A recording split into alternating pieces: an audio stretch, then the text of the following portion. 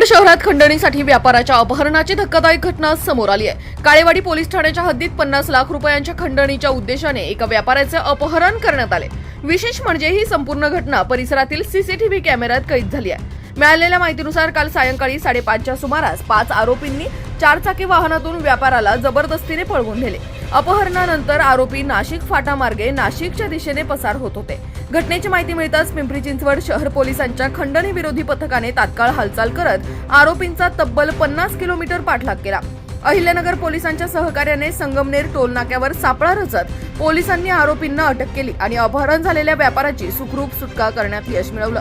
या कारवाई दरम्यान पोलिसांनी 5 आरोपींना ताब्यात घेतलं असून त्यांच्या जवळून 2 देशी कट्टे, 6 जिवंत काडतुसे आणि 1 4-चाकी वाहन असा तब्बल 18,28,000 रुपयांचा मुद्देमाल जप्त करण्यात आलाय।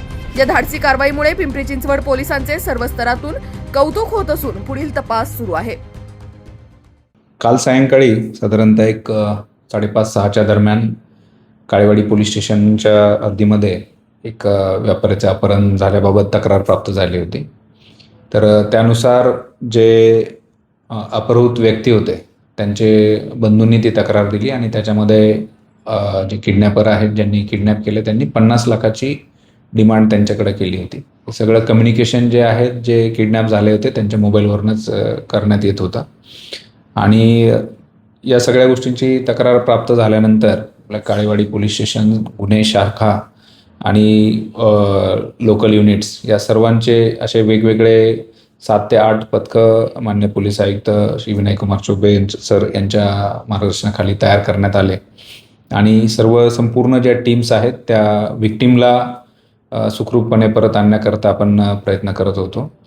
या दरम्यानच्या काळात आपल्या तांत्रिक विश्लेषणाच्या आधारे ते नाशिककडे जात आहेत अशी माहिती प्राप्त झाल्याने आपण पोलीस अधीक्षक अहिल्यानगर श्री सोमनाथ गार्गे सर यांच्याशी मान्य पोलीस आयुक्त साहेबांनी संपर्क करून मदत मिळण्यासाठी विनंती केली आणि त्याप्रमाणे जे SDPO आहेत संगमनेरचे डॉक्टर कुणाल सोनवणे त्यांनी त्या ठिकाणी ट्रॅप लावला आणि ही सगळी ग्राउंड लेवलचं इन्व्हेस्टिगेशन आणि नगर पोलिसांच्या कोऑर्डिनेशनमुळे आपल्याला संगमनेर येथील टोल नाक्यावरती आपण हे 5 आरोपी पकडण्यामध्ये यशस्वी झालो।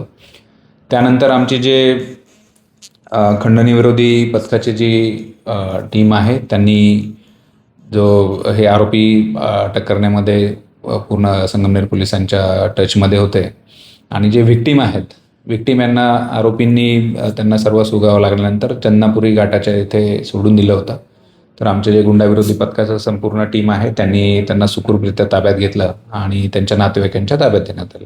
याच्यामध्ये पैसे उकळण्यासाठीच हा गुन्हा केला गेला होता। यांच्याकडे काम करणारा जो कामगार आहे त्यांच्यामार्फत ही टीप देण्यात आली होती।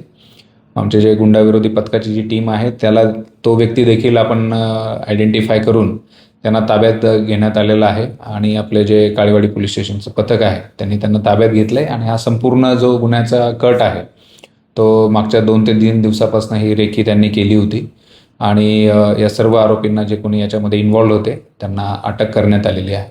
याच्यामध्ये एकूण आता 6 आरोपी करण्यात आलेले, 5 आरोपी आपल्याला प्रत्यक्ष मिळाले। त्यांच्याकडे 2 पिस्टल, राऊंड्स आणि काही बाकी इतर साहित्य मिळून असं जवळजवळ 17-18 लाख रुपयाचा मुद्देमाल याच्यामध्ये जप्त करण्यात आलेला आहे आणि